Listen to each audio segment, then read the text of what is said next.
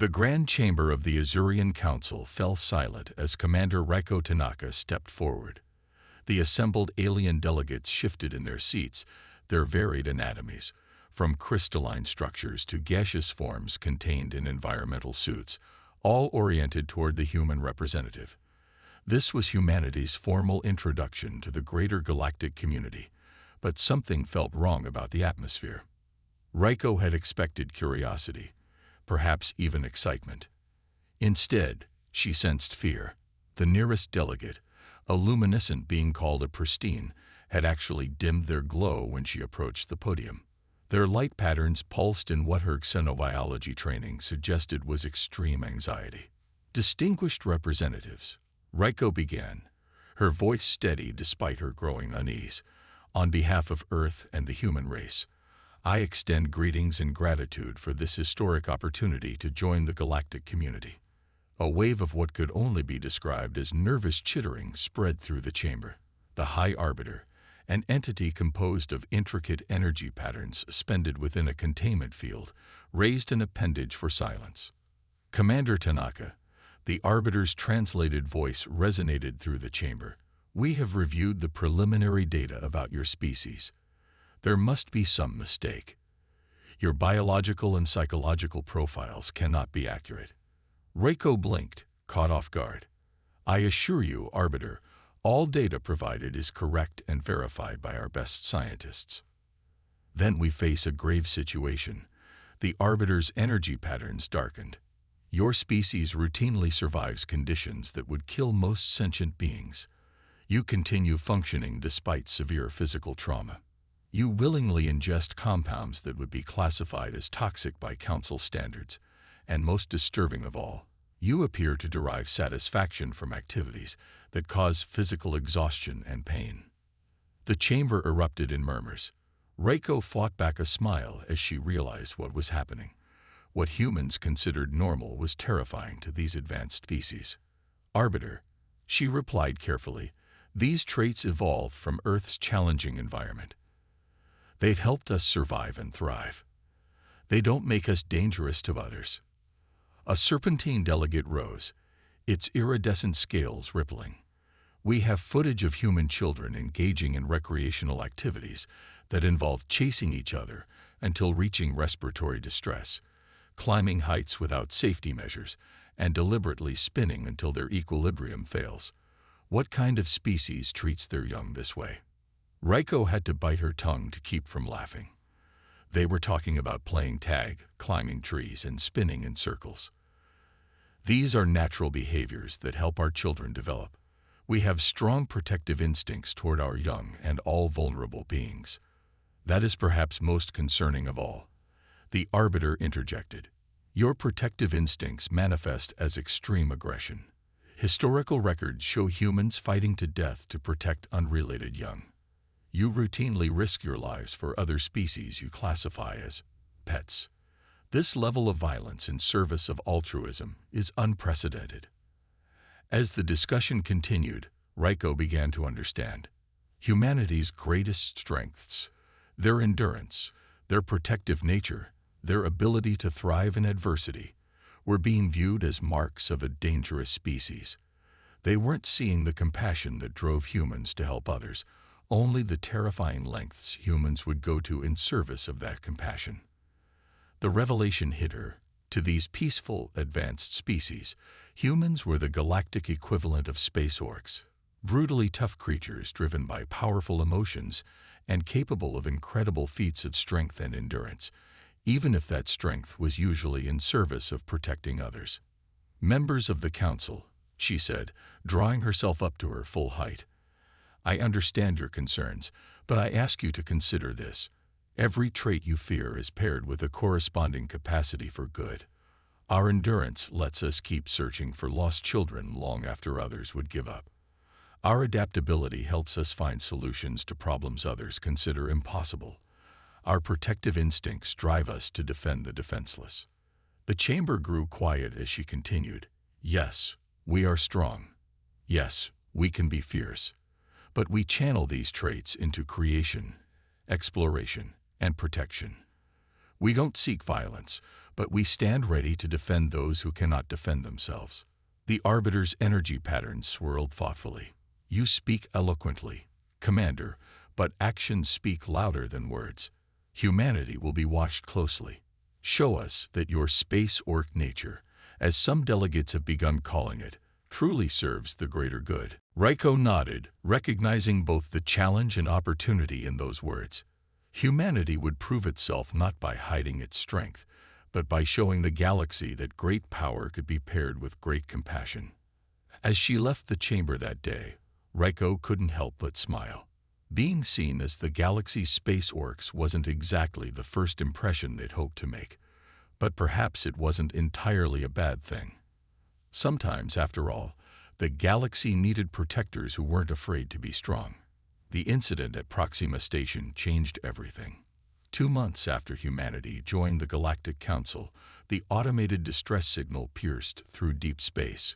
Critical reactor failure imminent. Evacuation protocols initiated. Dr. Thomas Blackwood stood before the quantum core's containment chamber, watching the radiation levels climb beyond safety parameters.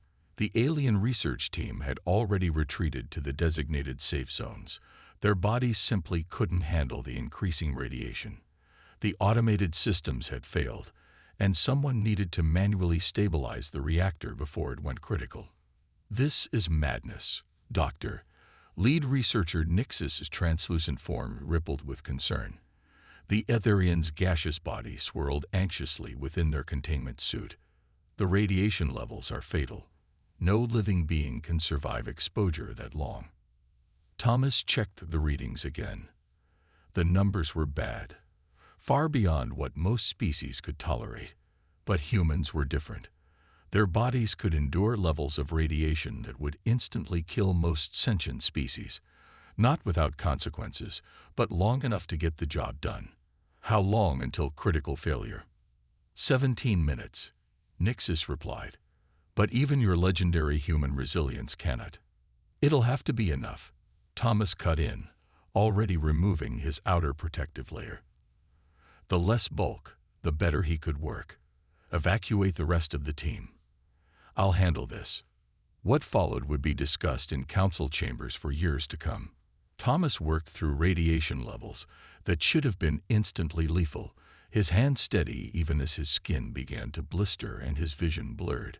Through the containment barriers, the alien scientists watched in horror and fascination as he manually realigned the quantum matrices, his movements growing slower but never stopping. The medical team, monitoring his vitals remotely, couldn't believe their instruments. His cellular structure should be completely breaking down, the chief medical officer, a crystalline prismatic, observed. Yet he continues to function. With less than 2 minutes remaining, Thomas completed the final sequence. The reactor stabilized, its angry red warning lights fading to a calm blue. He stumbled out of the chamber, blood seeping from his nose and ears, but still conscious and moving under his own power. "Impossible," the medical team muttered as they treated him. "By every known biological standard, you should be dead several times over." Word spread quickly through council space. A human had voluntarily subjected themselves to lethal conditions to save others.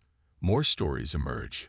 A maintenance worker who held a fractured plasma conduit closed with their bare hands for 20 minutes to prevent a hull breach. A pilot who flew through a corrosive gas cloud without full protection to rescue a stranded ship. A researcher who worked for 4 days straight without sleep to contain a viral outbreak. The council chambers buzzed with new discussions about humanity. The fear remained, but it was evolving into something more complex, a mixture of terror and respect. "They are like forces of nature," one delegate observed. "Unstoppable and terrifying, yet capable of incredible sacrifice for others." The defining moment came during a mining accident on Vega Prime. A tunnel collapse had trapped workers in a highly toxic environment. The council's rescue teams couldn't reach them. Their environmental suits were too bulky for the narrow passages. The human rescue team arrived and did something that horrified and amazed the observers.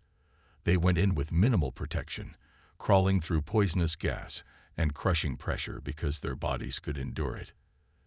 They emerged hours later, carrying survivors, their own bodies battered but their determination unbroken. How? A council observer demanded. How do you continue under such conditions? One of the rescuers, still coughing up blood from toxic exposure, shrugged. Someone needed help. Everything else is just details. That simple response encapsulated everything terrifying and admirable about humans. They saw the impossible, acknowledged it was impossible, then did it anyway because someone needed them to. The council began to understand humanity's barbaric nature. Their ability to endure what other species considered unsurvivable wasn't a flaw. It was a feature. The galaxy was changing. Humanity's reputation for being dangerous remained, but it had evolved. They were dangerous, yes, but they were dangerous in defense of others. They were barbaric, but their barbarism served civilization. They were space orcs, but they were space orcs who had chosen to be guardians. The Galactic Council never expected their space orcs to become the guardians of the weak, but that's exactly what happened. It started with small incidents. Human merchants defending smaller trading vessels from pirates, human explorers stepping in to protect vulnerable species from exploitation. Captain Nadia Petrov of the Earth vessel Dauntless stood on her bridge, watching a Luminara refugee ship limp through space. The Luminara, a peaceful species of photosynthetic beings, were fleeing from the aggressive Shadowkin Empire. The Shadowkin, creatures of darkness who viewed light-based species as abominations, had been systematically hunting down Luminara colonies. "They're hailing us, Captain," her communications officer reported. The Luminara captain's desperate face appeared on screen. Behind her, Petrov could see frightened civilians huddled in the ship's corridors, their bioluminescent skin dimmed with fear. "Please," she begged, "our engines are failing. The Shadowkin fleet is only 2 hours behind us." Petrov didn't hesitate. "Dock with us immediately. We'll get your people to safety." Her first officer, Lieutenant Riza Raman, raised an eyebrow. "The Shadowkin have better weapons, Captain. We're a research vessel, not a warship." Petrov smiled grimly. "Then we'll have to get creative, won't we?" What followed would become one of the most celebrated examples of human ingenuity and determination in Council space. Petrov led the Shadowkin fleet into an asteroid field, using maneuvers that the Council species considered suicidally dangerous. The Dauntless scraped through gaps that should have torn it apart, survived radiation bursts that would have fried most crews, and pulled off acceleration shifts that had their artificial gravity struggling to compensate. When the Shadowkin finally caught up, they found themselves facing something they'd never encountered before. A species that wasn't afraid of them. The Dauntless's crew had distributed the Luminara refugees throughout the ship, knowing the Shadowkin would target civilian areas first. Instead of conventional warfare, they engaged in what the Council would later term controlled barbarism. Petrov had her engineers vent plasma from the engines in unexpected bursts, literally burning pursuing ships out of space. They deliberately triggered micrometeoroid collisions, using space debris as weapons. When the Shadowkin attempted to board, they found humans fighting with what the Council considered primitive savagery, hand-to-hand combat, improvised weapons, and a complete disregard for their own safety. The Shadowkin, used to prey that either fled or fought conventionally, didn't know how to handle enemies who treated mortal danger as an acceptable risk.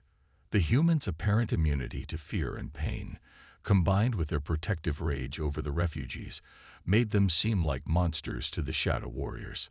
The battle ended when Petrov executed what became known as the Orc Gambit.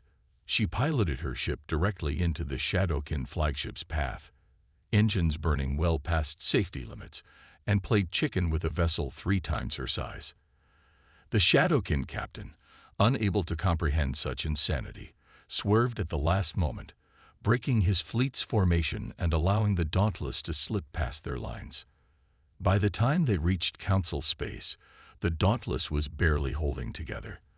The hull was breached in multiple places, the engines were running on prayers and patch jobs, and half the crew had injuries that would have incapacitated other species. but they had saved every single Luminara refugee. The Council was simultaneously horrified and impressed. The Shadowkin, previously considered one of the most dangerous species in known space, had been driven off by a single human ship using tactics that defied conventional military doctrine. The Luminara, overwhelmed by the humans' fierce dedication to protecting them, coined a new term, Guardian Orcs. No one saw the Void Swarm coming. They emerged from deep space, a hostile hive mind that consumed everything in their path. Advanced Council weapons proved useless against their adaptive shielding. Sophisticated defensive systems fell before their endless waves. Lieutenant Jamal Hassan watched the holographic display aboard the Earth Force vessel Prometheus, analyzing the swarm's attack patterns. The void creatures had already consumed 3 solar systems, adapting to every conventional military response. Their technology evolves too quickly, the prismatic admiral explained, his crystalline form dulled with exhaustion. By the time we develop countermeasures, they've already evolved past them. Then we stop trying to out-tech them, Jamal replied, a plan forming in his mind. Sometimes the most primitive approach is the most effective. The council chamber erupted in debate as Jamal laid out his strategy. It was, by their standards, barbaric. Instead of relying on advanced technology, he proposed using humanity's greatest weapons: unpredictability, adaptability, and sheer stubborn determination. Operation Primal Dawn launched with teams of human Marines equipped with what the Council considered archaic weaponry. While the swarm's defenses were calibrated for energy weapons and sophisticated attacks, they had no counter for humans wielding plasma-heated cutting tools and magnetic grappling hooks. Jamal led the first successful boarding action. His after-action report became an instant classic in military circles. They expected fields. They got sledgehammers. They expected electronic warfare. They got thermite charges. They expected sophisticated tactics. They got angry humans with welding torches. The Void Swarm, for the first time, encountered an enemy they couldn't adapt to. Human tactics were too varied, too unpredictable. One team would use explosives, another would manually override airlocks, a third would literally cut their way through hulls. There was no pattern to adapt to, no technology to evolve against. The turning point came at the Battle of Arcturus. The Void Swarm, having adapted to every conventional tactic, faced a human fleet that fought like no other force in the galaxy. Ships deliberately took hits to their armor instead of relying on shields. Marines used mechanical tools instead of energy weapons. Commanders made decisions based on gut instinct rather than tactical computers. Evolution complete. The aftermath of the Void Swarm conflict reshaped galactic society. Ambassador Devin Rodriguez stood before the Council, no longer seeing the fear that had marked humanity's first introduction. Instead, she saw respect, even admiration. Perhaps we were too quick to equate advancement with civilization, the High Arbiter admitted. Our human allies have shown us that there is wisdom in maintaining connection to our more primitive roots. The term space orcs had evolved. What began as a fearful whisper had become a mark of pride. Humanity's reputation for being dangerous remained, but it had transformed into something more nuanced. They were dangerous, yes, but they were dangerous in defense of others. They were barbaric, but their barbarism served civilization. New joint training programs emerged, with humans teaching other species the value of unpredictability and instinct. Council ships began incorporating human sections, areas designed to withstand the punishment humans casually inflicted on their surroundings. Emergency protocols were updated to account for humans' ability to function in conditions other species considered fatal. The Council created a new classification: extremophile sentinel species. The official designation recognized both their incredible survival capabilities and their protective instincts. Unofficially, everyone still called them space orcs, but now with a tone of affection and respect. Devin received a private message from the High Arbiter. "We still find your species terrifying, but we've come to understand that perhaps the galaxy needs a species willing to do the impossible." The impossible, after all, is simply what hasn't been done until someone decides it must be done. As she looked out over the council chamber, Devon smiled. Humanity had found its place in the galaxy not by changing who they were, but by showing that their primitive nature could serve a higher purpose. They were space orcs, yes, but they were space orcs who had become the galaxy's guardians, protectors, and inspiration. The galaxy had evolved, and with it, the very definition of civilization. Sometimes, after all, the most advanced solution was the simplest one. A determined human with a problem to solve and people to protect.